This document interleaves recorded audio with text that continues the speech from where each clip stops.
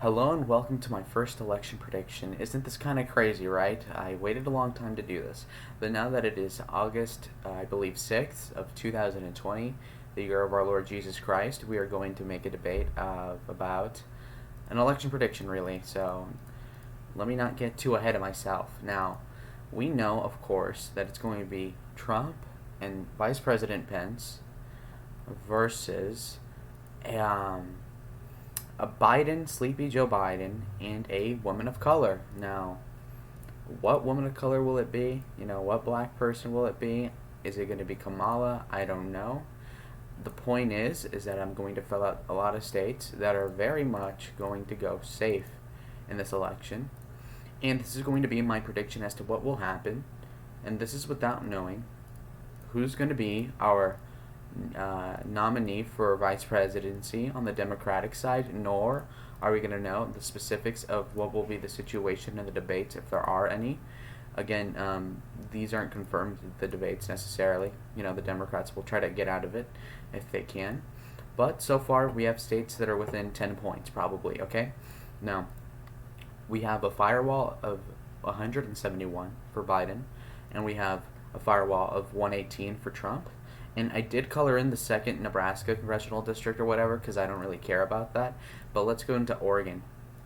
Actually, Alaska. These states are irrelevant. They've never decided an election that I can remember.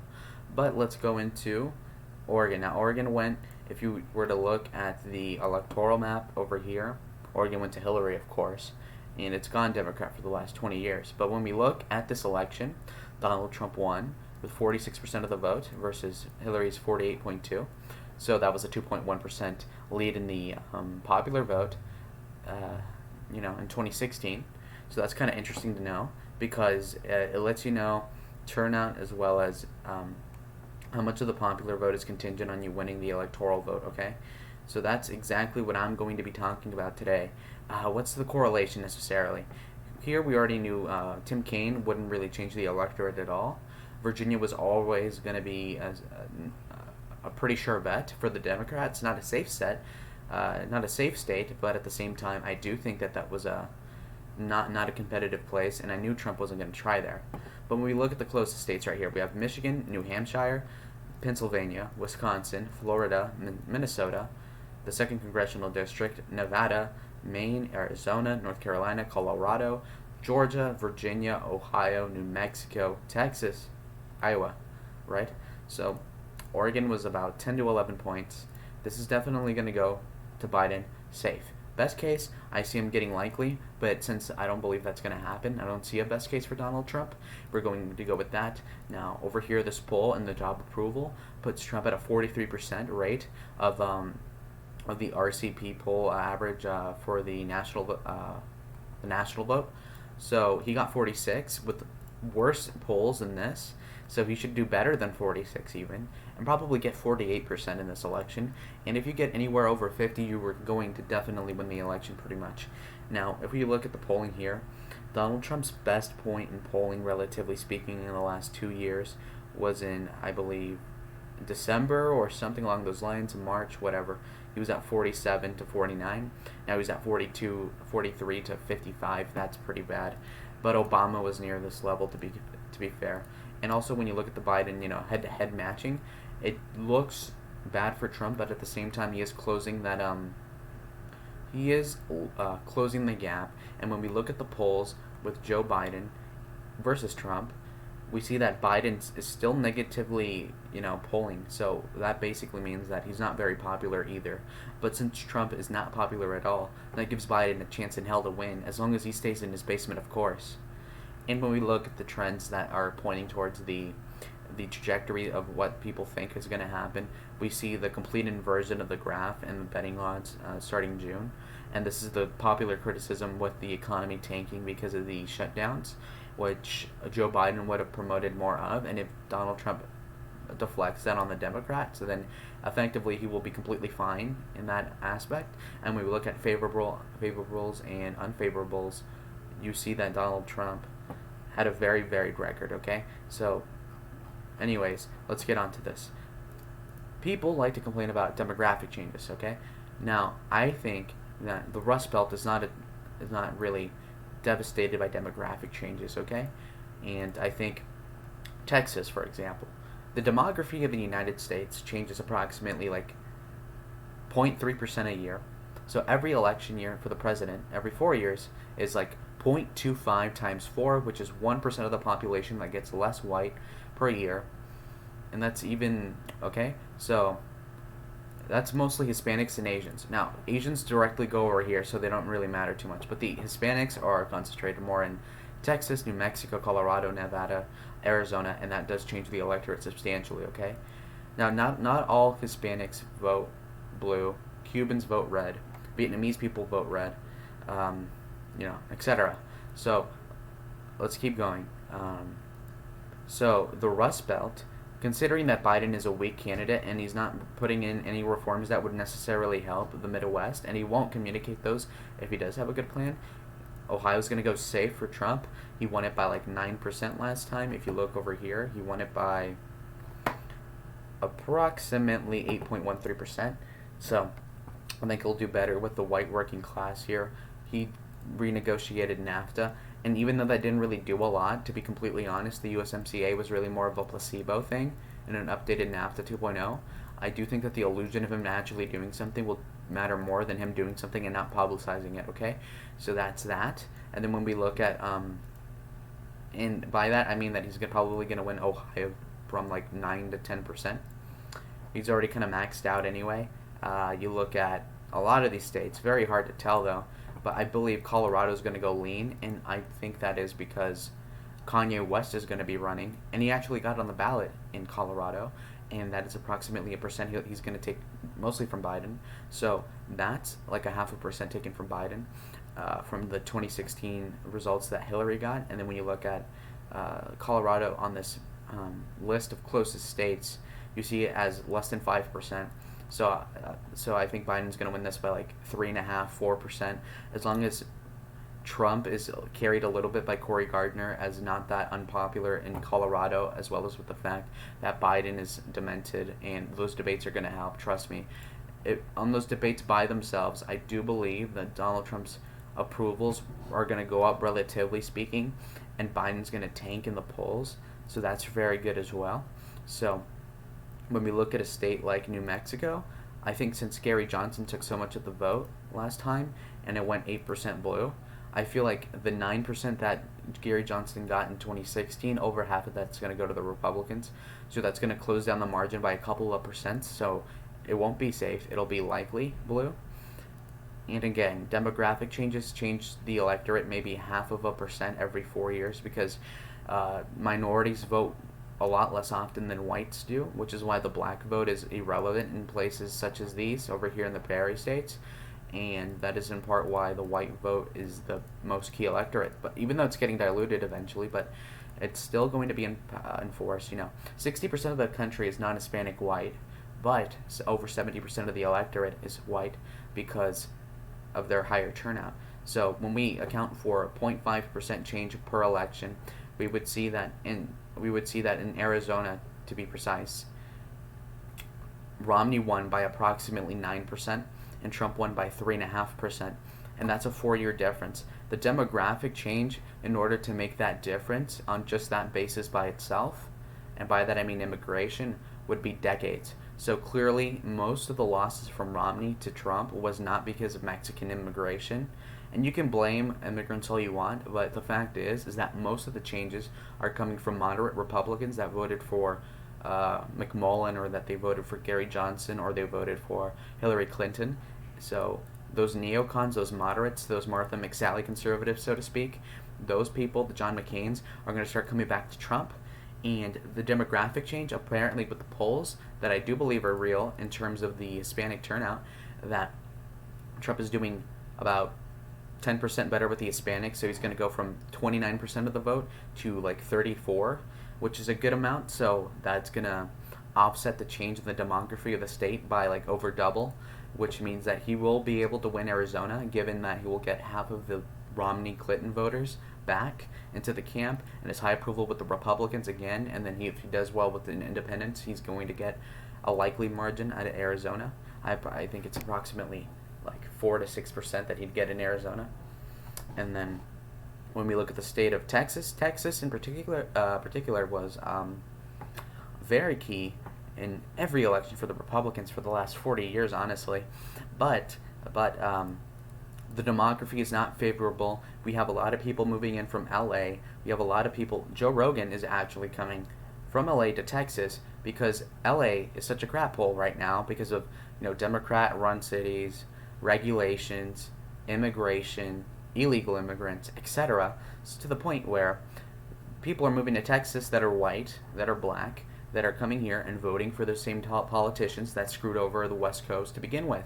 So because of that happening, I believe that Texas is going to turn blue, not because of immigration as so much as domestic white immigration coming from the liberal states, evading their high taxes.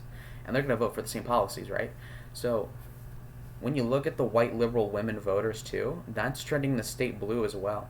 So the demography did change a little bit, but when Ted Cruz won Texas in 2012 by like 13%, and then 6 years later he only wins by 3, do you really think the population of Texas changed 15% in 6 years? That's ridiculous. That's clearly not because of demographic change in so much as just Beto spent like 7 times the regular amount of a Senate campaign, and he was very popular, and Cruz wasn't really trying.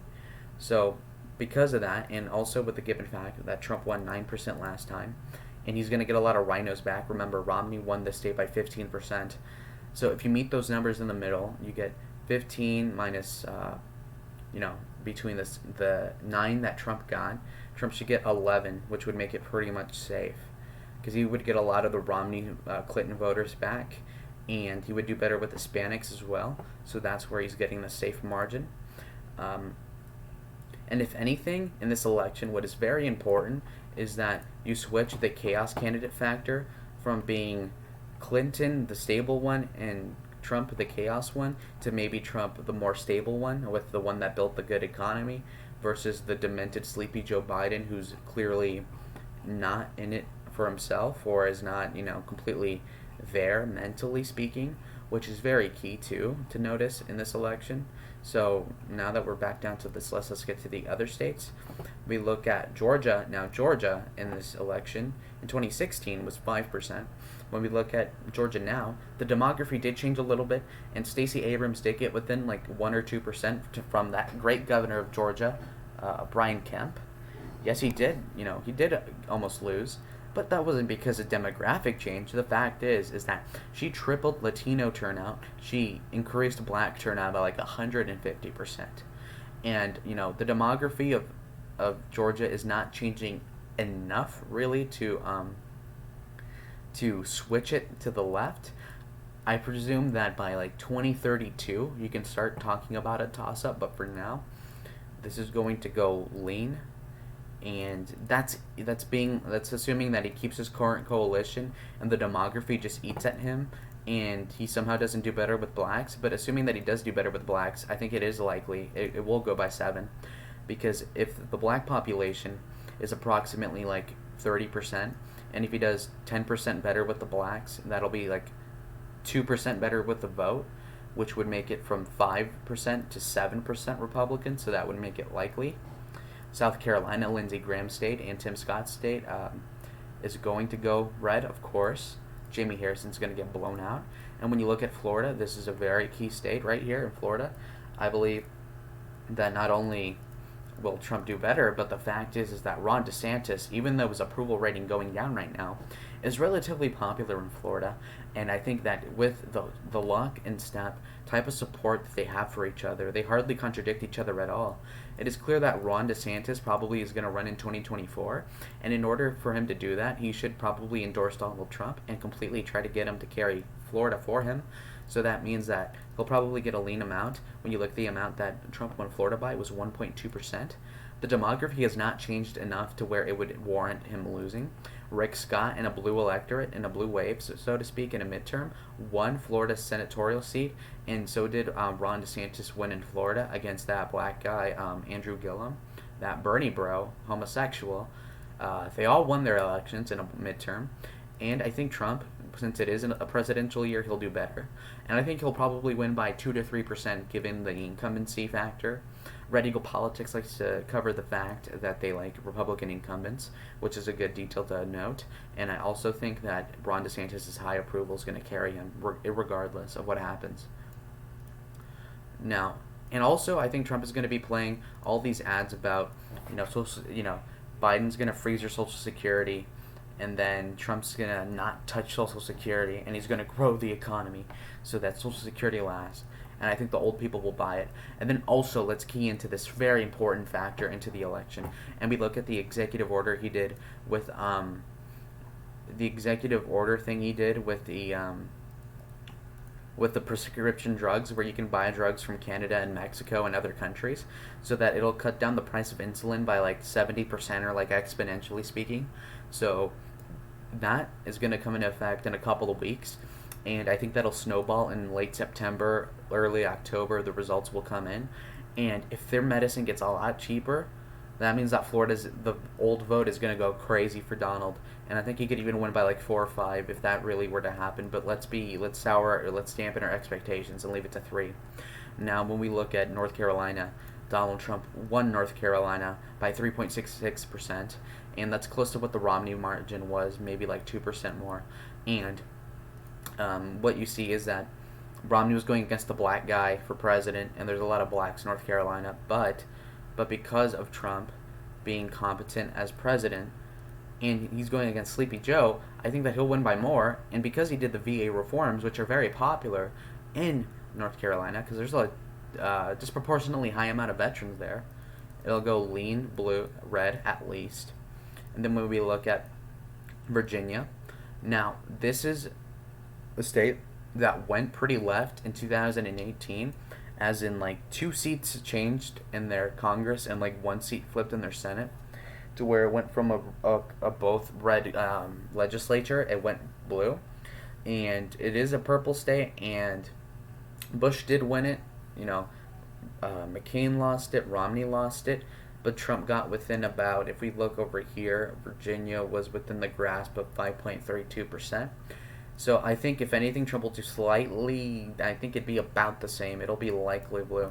Because this northern county, or over here, Noba County, seems to be expanding, and that's a liberal hegemon over here close to Larry Hogan's state of Maryland, and that's around the D.C. metropolitan area, Arlington, a hellhole for Republicans, if you know what I mean. Now, this is a pretty close election. Trump could lose it at this point, but we'll see. Michigan was razor thin, 0.23%. He only won Michigan because he did so well with independents, and since Biden isn't really pro-worker as much as even Obama was, I think that there's no advantage by having Biden be the president nominee here. But there's more Democrats too, so this is a very close state. But I also think that the polling's going to offset and make Trump win by 1, so it'll be tilt, extremely close. Now, when we look at Wisconsin was 0.8% away. Scott Walker's no longer there to help Trump, but I don't think Scott Walker did much of a favor for him anyway. So I think that Wisconsin will trend red. If you look at certain counties over here where this spike comes out, it'll probably lean towards the Donald Trump column. And Biden doesn't have a particular strength in that area anyway, and his VP won't be from that area like Paul Ryan was for Mitt Romney, not that it did anything. And then Minnesota. Now, Minnesota was within 1.52%, and since the vast majority of McMullen voters would have voted for Trump, if you would have taken the Gary Johnson vote away and you would have taken the McMullen vote away, it would have let Trump win tilt in Minnesota. And then when you look at the riot response and the amount of looting that went out in the deep city of Minnesota, they're going to be less likely to vote and turn out, whereas the suburbs are going to be terrified for their lives, and they're going to cling to their guns, and they're going to buy more guns, and they're going to vote for a Republican who has law and order. So this will go tilt. And then when you look at Pennsylvania, now Pennsylvania is supposedly Biden's home state, but he was senator from Delaware for like 50 years, so he's obviously lying about that. He lived there for like 8 years. It's BS. Trump won by 0.7. The western side is going to trend red. The right side is going to trend red, I believe, Bucks County as well, because of the fact that Biden isn't very strong in this aspect. So I think that he will be able to tilt it, maybe even lean. And if Trump really criticizes the Democrats and ties Biden to the Green New Deal, even though Biden doesn't actually support it, I think that he could win that state, tilt.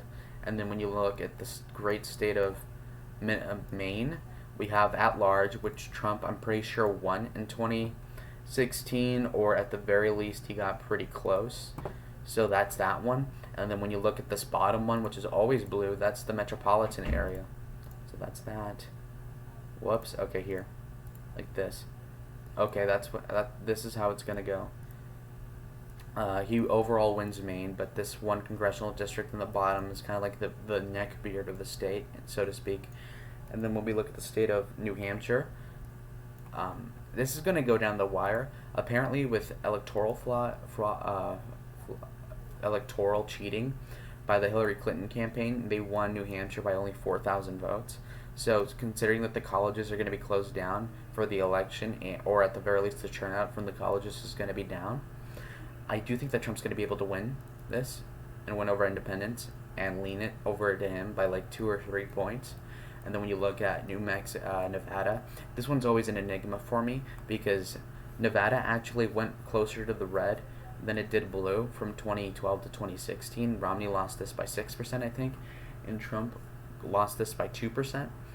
And also the midterms weren't too terrible for Nevada, so at least that's what from what I've heard. Okay, so if he does better with Hispanics and he does a little bit better in the outside, and if Joe underperforms just ever so slightly, I do see this tilting very narrowly, and Trump gets 2.5% more of the vote, and that's mostly due to expanding his Hispanic electoral advantage by 11%, approximately, given the polls, etc. So what we have here is the Trump-Pence ticket beating the Biden-colored woman ticket. We don't know who the VP is yet. Biden's stalling. But what we have here is that he flips Nevada, he flips Minnesota, and then he flips New Hampshire. And that's approximately it. He wins an extra 20 electoral votes from the last time, and this is a pretty big win. And if anything, he'll have a bigger mandate. And in this election, he could get close to breaking over 50%, which is going to be good. And that's going to prove to either flip the Congress or get it really close and keep the Senate for sure, of course. Okay?